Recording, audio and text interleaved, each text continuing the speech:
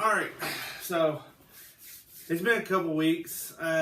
It's been difficult getting up here and getting some video footage made for you guys. There's been a couple nights I've came up here. It was a little too cold to bring the camera up here because I didn't have my heater at the time. Now I do. I've went ahead and got some of the bugs out of the motor. There's still a couple left on it, and I've started making the process of making the mount for the rear rack on this. So I've went over some footage. It's been a minute since I've looked at any of it. I'm gonna make a big collaboration of everything I've done, of the footage I have, and I'm also going to trying to put the front bumper on this thing and get the rear four-wheeler rack on it. And then I'm going to wheel in the four-wheeler tires that we're going to put on this thing.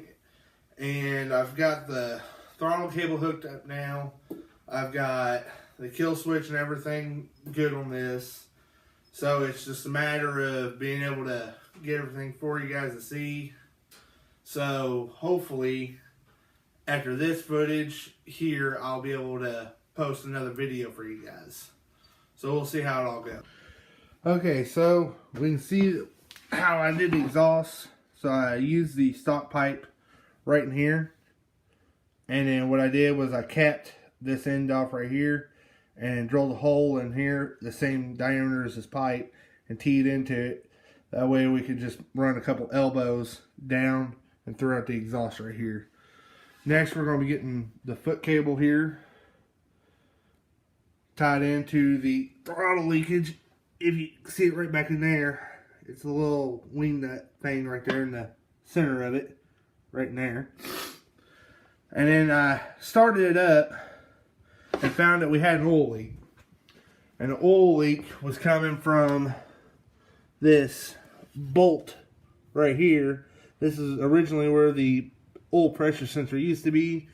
So what I did was I ran some rubber silicone on the bolt and ran it back in, and now I just gotta check it to make sure it's not leaking. Alright guys, so I got the throttle cable hooked up finally. As you can see down here, I had to put a bracket on, and then I drilled a hole through a bolt and pinched the cable through it. So now whenever we hit this back here, this actuates. And the return on this is actually going to be the governor, because I mean the governor's still hooked up and it's not going to over rev the motor too much. I put a couple zip ties in the spring to kind of give it a little bit more bump to it and a little bit better response, but it does hold at a higher RPM now. And I'll start it for you guys so you can see it. As you can see, she runs now. Runs fairly decent. It needs a little bit more carburetor work in it. So I'll give it a little throttle for you guys.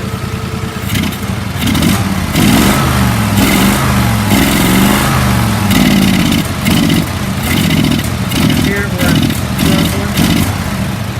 So I'll go through the carburetor again and make sure all the trash is out of it and put the fresh fuel on it. One thing I did find whenever we were putting the motor in is we're actually able to use the stock harness with this.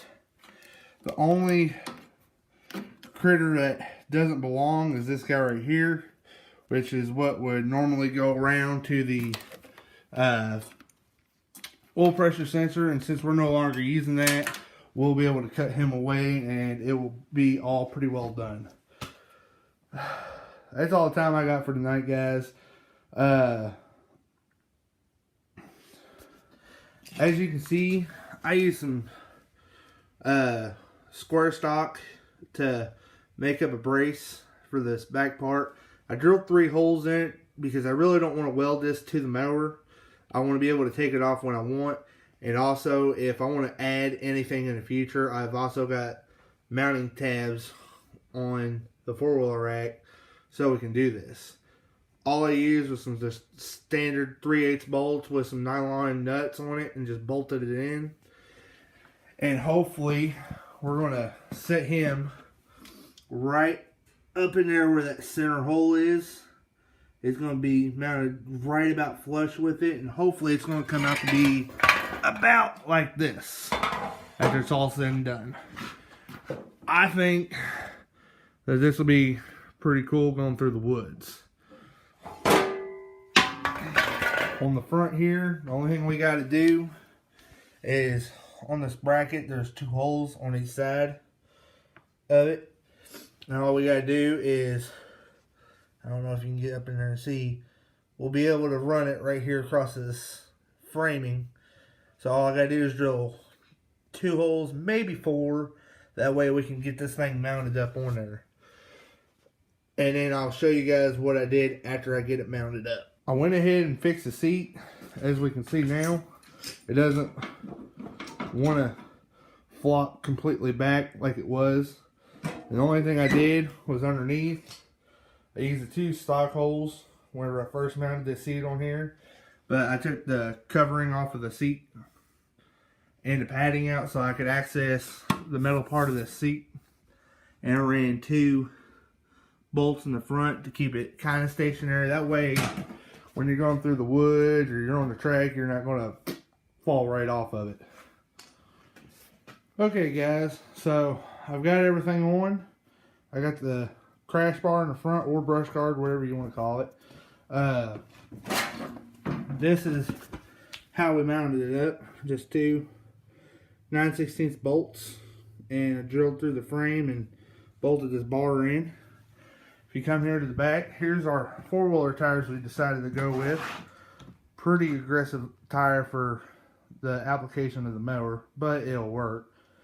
And then we got our bar back here, and you can see it's pretty sturdy. I did see that we will have to make a bracket of some sort down here to come up here to kind of give it a little bit more support, because you can see it wants to come down on it. The body or the fender is a little twisted, but I'll eventually address that. This was a bend from the race we had this year, so it's not killing me right now, but eventually I will want to fix it and make it a little bit stronger so it doesn't do this again. We did get it running properly. I cleaned the carb out again. I'll start it up here and I'll let you listen to it.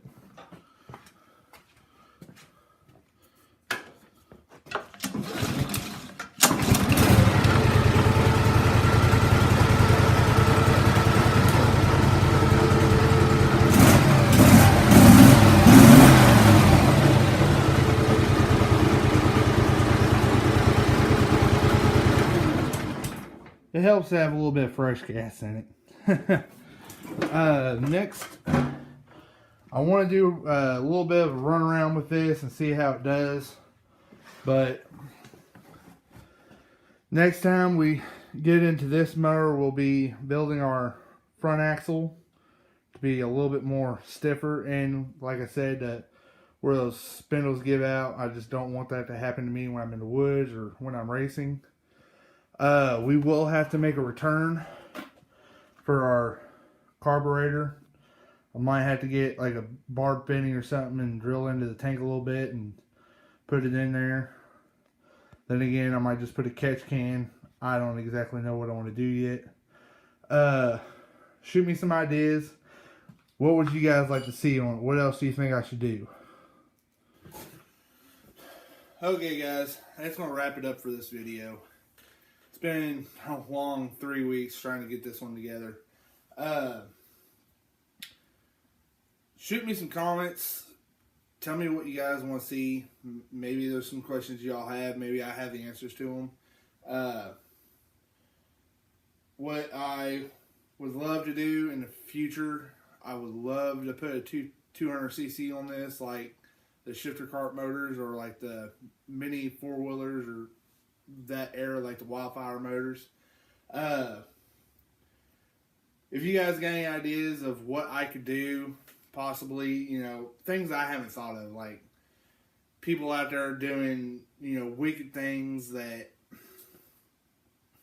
they want to see, like something they don't fully understand of what they need to do to get this to work. Maybe I'll be able to help them out.